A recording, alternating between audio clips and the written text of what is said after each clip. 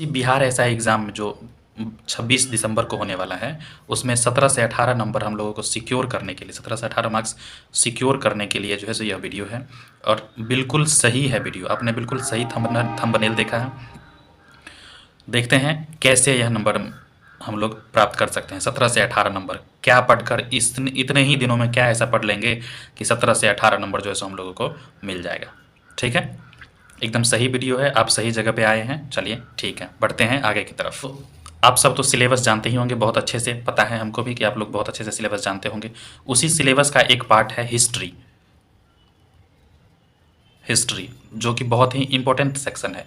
इस सेक्शन को हम लोग नहीं छोड़ सकते हैं और इसी में आजकल जो क्वेश्चन पूछ रहा है वो 17 से 20 क्वेश्चन पूछता है इसमें। इस बार का जो हमारा केस है वो है 18 या 19 क्वेश्चन। इस टॉपिक अभी जो टॉपिक दिया जा रहा है हिस्ट्री में, जो अभी टॉपिक दिया जा रहा है उसमें जो है 18 से 19 क्वेश्चन जो है सो हमारे इस टॉपिक से रहेंगे। ठीक है, चलिए एक बार आप इसको अच्छे से रिवीजन करके पढ़ लीजिएगा, खुद ब खुद समझ में आ जाएगा। चलिए पहले हम लोग देख लेते हैं टॉपिक। सबसे पहले तो पता होगा प्राचीन इतिहास, हिस्ट्री से 5 से 7 क्वेश्चन आते हैं। एंशियंट हिस्ट्री से 5 से 7 क्वेश्चन आते हैं, याद रखिएगा। इसीलिए एंशियंट हिस्ट्री को हम लोग पहले देखते हैं और इसमें जो हम लोगों को सबसे पहला टॉपिक जिसको अच्छे से पढ़ना है, ये जो टॉपिक है दोस्तों वो अच्छे से पढ़ने वाला है।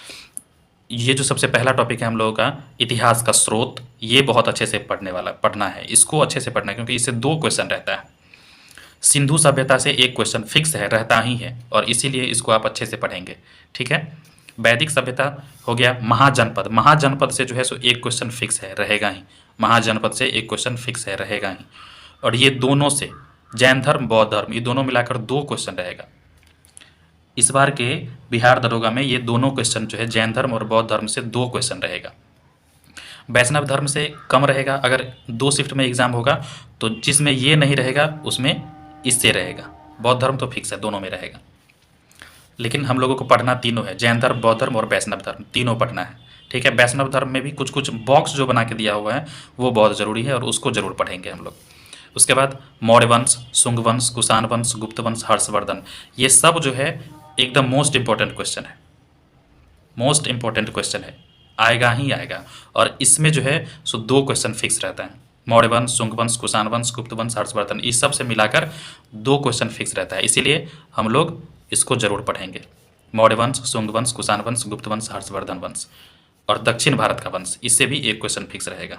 दक्षिण भारत में जो पढ़ना है वो राष्ट्रकूट पे ज़्यादा ध्यान दीजिएगा। किसको किसको? पुलकेशियन द्वितीय, राष्ट्रकूट, इस सबको जो है सो थोड़ा ज़्यादा पढ़ लीजिएगा। और पल्लव वंश, पुलकेशियन द्वितीय, राष्ट्रकूट और पल्लव वंश, ये दक्षिण भारत के इतिहास में, इसको जरूर पढ़ लीजिएगा, अच्छा रहेगा। चलिए अब हम लोग देखते हैं मध्यकालीन भारत की तरफ। मध्यकालीन भारत में जो है इससे जो है सो 3 से 4 क्वेश्चन रहता है, फिक्स है, इससे 3 से 4 क्वेश्चन रहेगा। सल्तनत काल से 1 से 2 क्वेश्चन फिक्स है, रहेगा ही रहेगा। 2 क्वेश्चन, 1 से 2 क्वेश्चन सल्तनत काल से फिक्स है। सल्तनत काल में विशेष रूप से जो आपको पढ़ना है वो पहला दुगो है, गुलाम वंश और खिलजी वंश। कौन सा पढ़ना है? गुलाम और खिलजी पढ़ना है। और सल्तनत काल का जो क्रम है, गुलाम वंश, खिलजी वंश, तुगलक वंश, सैयद वंश, ये सब जो वंश है इसको क्रम बाय क्रम भी हम लोग याद रखेंगे, उससे भी क्वेश्चन पूछ देता है। दूसरा देखते हैं विजयनगर साम्राज्य। विजयनगर साम्राज्य भी बहुत इंपॉर्टेंट है।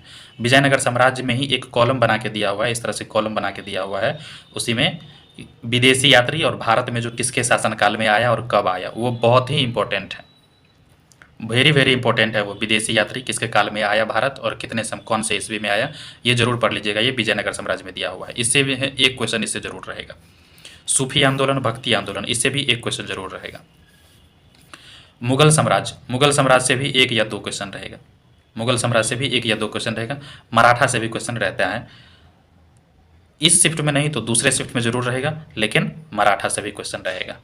अब हम लोग आते हैं आधुनिक भारत। इसका जो वेटेज है हमारे 7 क्वेश्चन फिक्स रहता है।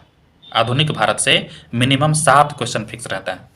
आधुनिक भारत से हम लोगों का बिहार दरोगा, बिहार ईएसआई का जो पेपर लिया था वो भी, बिहार पुलिस, जितने का है इसमें आधुनिक भारत का वेटेज ज़्यादा है और ये 7 से 8 क्वेश्चन रहता ही है, इसलिए इसको हम लोग अच्छे से पढ़ लेंगे। और इसमें सबसे पहले हम लोग पढ़ेंगे यूरोपीय कंपनी जो भारत आई थी, इसके बारे में हम लोग पढ़ लेंगे। उसी में पूछता है ना बहुत सारा इससे क्वेश्चन बनता है, इस टॉपिक को अच्छे से पढ़ लेंगे, एक क्वेश्चन रहबे करेगा चाहे जोन शिफ्ट में हो। दूसरा है सिराजुद्दौला, टीपू सुल्तान, मीर कासिम, मीर जाफ़र, इससे रिलेटेड जो है एक क्वेश्चन जरूर रहता है, इसीलिए इसको जरूर पढ़ लीजिएगा। फिर से बोल देते हैं, सिराजुद्दौला, टीपू सुल्तान, मीर कासिम, मीर जाफ़र। सिख गुरु, सिख गुरु भी इसका इंपॉर्टेंट टॉपिक है, जितने 10 सिख गुरु हुए हैं 1 से लेकर 10 तक, उसको भी हम लोग पढ़ लेंगे। इसी में देता है गुरुमुखी लिपि और सब भी है, इसी में देता है। हाँ, अब जो आया है गवर्नर जनरल, भारत के वायसराय गवर्नर जनरल, इससे जो है सो 1 से 2 क्वेश्चन फिक्स रहता है। यही सब तो टॉपिक है जो उलझने बढ़ाती है, हर कोई नहीं कर पाता है, गलती कर तो लेता है लेकिन गलती अक्सर हो जाती है। चलिए इसमें जो है सो हम बता देते हैं कि कौन कौन सा गवर्नर जनरल जो है सो पढ़ना मोस्ट इम्पोर्टेंट है। पढ़ना बहुत है लेकिन अब कितने समय में पढ़े कि हम लोग ये जो क्वेश्चन पूछेगा वो क्वेश्चन मिल जाएगा, ये इतने समय में कौन कौन सा पढ़े गवर्नर जनरल अभी बता देते हैं। ये है गवर्नर जनरल के नाम जो कि मोस्ट इम्पोर्टेंट है, और इसको पढ़कर ही जाइएगा। अगर आप एग्ज़ाम देने जा रहे हो तो इसको ज़रूर पढ़ के जाइएगा, 2 क्वेश्चन ज़रूर मिल जाएगा इस गवर्नर जनरल से। सबसे पहला है रॉबर्ट क्लाइव, दूसरा है वारेन हेस्टिंग्स, तीसरा है कॉर्नवालिस, लॉर्ड कॉर्नवालिस, तीसरा है Lord Wellesley, Lord William Bentinck, Lord Dalhousie, Lord Canning और लॉर्ड कर्जन। ये इतने इंपॉर्टेंट है ना कि इससे 2 से 3 क्वेश्चन जरूर रहेगा, और कैसे क्वेश्चन पूछेगा आपको खुद नहीं पता चलेगा। जैसे क्वेश्चन पूछ देगा बंगाल में द्वैध शासन के जनक कौन है, रॉबर्ट क्लाइव। आप अगर रॉबर्ट क्लाइव का चैप्टर पढ़िएगा, रॉबर्ट क्लाइव के बारे में पढ़िएगा तो पता चल जाएगा कि ये उसी से क्वेश्चन पूछा है, लेकिन नहीं पढ़िएगा तो पता ही नहीं चलेगा कि ये बंगाल में द्वैध शासन कहाँ का है, किससे पूछा है। तो इसीलिए ये डायरेक्ट नहीं पूछता है, इनडायरेक्ट रूप से इससे क्वेश्चन पूछता है, इससे रिलेटेड। लॉर्ड क्लाइव उसके शासन में काल में हुआ था, लॉर्ड क्लाइव के शासनकाल में हुआ था। बंगाल विभाजन जो है किसके शासनकाल में हुआ था, ये भी कितने बार क्वेश्चन पूछा है। तो बंगाल विभाजन कब हुआ था, तो लॉर्ड कर्जन का, सब का पढ़िएगा, इसलिए ये इंपॉर्टेंट है। इसमें हिडन क्वेश्चन होता है और इससे हाईलाइटेड क्वेश्चन नहीं, हिडन क्वेश्चन पूछा जाता है जो उसके टॉपिक को पढ़ने में, इसलिए ये बहुत ही मोस्ट इंपॉर्टेंट है। ठीक है, आगे बढ़ते हैं जिसमें स्वतंत्रता संघर्ष महत्वपूर्ण तथ्य, ये तो आपको बहुत ही महत्वपूर्ण है और आपको जरूर पढ़ के जाना चाहिए। और दूसरा है जितने भी बॉक्स बने हुए हैं रेड कलर से, मॉडर्न हिस्ट्री में खासकर जितने भी बॉक्स बने हुए हैं उतने को पढ़ के जाना है। और उसमें से एक और टॉपिक इसमें बच गया है, महात्मा गांधी।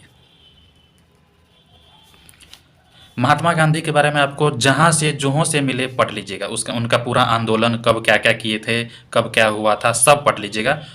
फिक्स है, इससे भी 2 क्वेश्चन फिक्स रहेगा, महात्मा गांधी जी से 2 क्वेश्चन फिक्स रहेगा, इसीलिए महात्मा गांधी का जितना टॉपिक जहाँ से भी मिले वो पढ़ लीजिएगा। दूसरा है भारतीय राष्ट्रीय कांग्रेस बहुत ही हाईलाइटेड और मोस्ट इंपॉर्टेंट टॉपिक है, इसीलिए इसको भी आपको जहाँ से मन हो वहाँ से इसका अधिवेशन, कौन कौन से अधिवेशन में क्या हुआ था, सबसे युवा अध्यक्ष कौन थे, कहाँ क्या हुआ था, ये सारे के सारे भारतीय राष्ट्रीय कांग्रेस से आपको मिल जाएंगे। दूसरा है पत्र और पुस्तिका वाला, जो पत्र एवं पुस्तकें वाला जो बॉक्स है बना हुआ, उसको याद कर लीजिएगा। दूसरा है संस्था और संस्थापक, राजा राम मोहन राय किसका संस्थापक थे, है ना। इस तरह के क्वेश्चन जो है सो बहुत ही अच्छे से पूछे जाते हैं इसमें। ठीक है, यही है। इसको अगर हम लोग अभी जो दिए हुए हैं इसको पढ़ने में जो है सो 10 दिन लगेगा, बहुत अच्छे से पढ़ लेंगे, बहुत अच्छे से अगर इसको पढ़ते हैं तो 10 दिन लगेगा, और 10 दिन में आपको हिस्ट्री का एक भी क्वेश्चन नहीं छूटेगा। इतने अच्छे से आप पढ़ लीजिएगा कि हिस्ट्री का एक भी क्वेश्चन नहीं छूटेगा। चलिए ठीक है, और इसके साथ साथ अगर जो चैप्टर आप पढ़ रहे हैं उसके साथ साथ अगर आप लूसेंट का ऑब्जेक्टिव लगाते हैं, ऑब्जेक्टिव बुक से अगर क्वेश्चन बनाते हैं, उसको सॉल्व करते हैं, तो सोने पे सुहागा हो जाता है। बहुत ही अच्छा, तब तो कोई क्वेश्चन नहीं छूटेगा आपसे हिस्ट्री का। चलिए ठीक है, और भी हम लाएंगे, और भी आगे इस तरह से आएगा, अगला वीडियो भी आएगा।